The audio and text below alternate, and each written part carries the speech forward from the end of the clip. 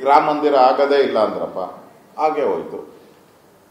Kashmir, Jammu Kashmir 370 article ಆಗದೇ ಇಲ್ಲ ಅಂದ್ರೆ ಅದು ಆಗಾಯ್ತು. ಸಿದ್ದರಾಮಯ್ಯ ಫೋರ್ಟ್ ಬಗ್ಗೆ ಒಂದು ಹೇಳಿದ್ದಾರೆ ಮೈಸೂರಲ್ಲಿ. ಬಿಹಾರ ಚುನಾವಣೆ ಮೇಲೆ ಇದು ಪರಿಣಾಮ ಬೀರುವ ಸಾಧ್ಯತೆ ಇದೆ, ಅದು ಬಿಜೆಪಿ ವಿರುದ್ಧವಾಗಿ ಪರಿಣಾಮ ಬೀರಲಿದೆ. ಸದ್ಯ ಬಾಂಬ್ ಸ್ಫೋಟದ ಬಗ್ಗೆ, ಭದ್ರತಾ ವಹಿಸದ ಬಗ್ಗೆ ಈಗ ನಾನು ಏನು ಹೇಳುವುದಿಲ್ಲ. ದೇಶದ ಜನ ಭದ್ರತೆ ಅಂದ್ರೆ ಅದು ನರೇಂದ್ರ ಮೋದಿ, ಭದ್ರತೆ ಅಂದ್ರೆ ಅದು ಬಿಜೆಪಿ. ಕಾಂಗ್ರೆಸ್ ಮೇಲೆ ದೇಶದ ಜನಕ್ಕೆ ನಂಬಿಕೆನೇ ಇಲ್ಲ. ಇವರು ಪಾಕಿಸ್ತಾನಕ್ಕೆ ಬೆಂಬಲ ಮಾಡ್ತಾರೆ, ಪಾಕಿಸ್ತಾನ ಸಪೋರ್ಟು, ಪಾಕಿಸ್ತಾನ ಜನ ರಾಹುಲ್ ಗಾಂಧಿನ ಪ್ರೀತಿ ಮಾಡ್ತಾರೆ ಅಂತ ಇಡೀ ಪ್ರಪಂಚಕ್ಕೆ ಗೊತ್ತೈತೆ. ರಾಹುಲ್ ಗಾಂಧಿ ಫೋಟೋ ಫೇಮಸ್ಸು ಪಾಕಿಸ್ತಾನದಲ್ಲಿ. ಜನ ನಂಬ್ತಾರ? ಜನ ಅವ್ರನ್ನೇ ನಂಬ್ತಾರೆ. ಮತ್ತೆ ರಾಹುಲ್ ಗಾಂಧಿ ಅವರು 14ನೇ ತಾರೀಕೇನೋ ಅವರು ಟೂರ್ ಹೋಗ್ತಾ ಇದ್ದಾರೆ. ಇಲ್ಲ, ಹೋಗ್ತಾ ಇದ್ದಾರೆ ಅವರು. ರಿಸರ್ವ್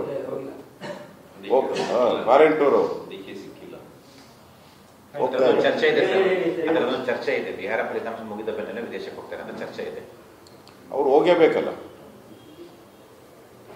ಅವರು ಪ್ರತಿ ಚುನಾವಣೆ ರಿಸಲ್ಟ್ ಬರಕ್ ಮುಂಚೆ ಹೋಗ್ತಾರೆ.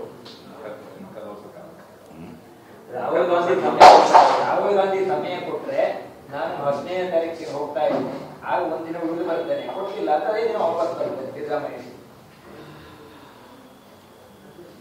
ಕರ್ನಾಟಕದಲ್ಲಿ ನನಗನ್ಸ್ತೈತೆ ಕಾಂಗ್ರೆಸ್ ಸರ್ಕಾರ ಇಲ್ಲಿ ಕಳೆದ 6 ತಿಂಗಳಿಂದನೂ ಕೂಡ ಒಂದು ರೀತಿ ಐಸಿಯುನಲ್ಲಿದೆ. 6 ತಿಂಗಳಿಂದ ಐಸಿಯುನಲ್ಲಿದೆ. ಯಾರು ಮುಖ್ಯಮಂತ್ರಿ ಆಗ್ತಾರೆ, ಎಷ್ಟು ಜನ ಮಂತ್ರಿಗಳು ಖಾಲಿ ಆಗ್ತಾರೆ, ಎಷ್ಟು ಜನ ಒಳಗಡೆ ಬರ್ತಾರೆ. ಕೆಲವರೆಲ್ಲ ಆಗಲೇ ಟಿವಿಯಲ್ಲಿ ನೋಡಿದೆ ನಾನು, ಅಲ್ಲಿ ಇರ್ತೀನಿ ನೋಡ್ತಾ ಇರಿ ಅಂತೇಳಿ ಮಾಧ್ಯಮದಲ್ಲೆಲ್ಲ ಹೇಳಿರೋ ಅಂಥದ್ದನ್ನು ನೋಡಿದ್ರಿ. MLA ಫಸ್ಟ್ ಟೈಮ್ MLAಗಳೇ ಹೇಳಕ್ ಶುರು ಮಾಡ್ಬಿಟ್ಟವ್ರೆ. ಇನ್ನು 3-4 ಸರಿ ಗೆದ್ದಿರೋರು ಅವರೆಲ್ಲ ಅವಾಗೆ ಟವಲ್ ಹಾಕೊಂಡು ಕೂತಿದ್ದಾರೆ.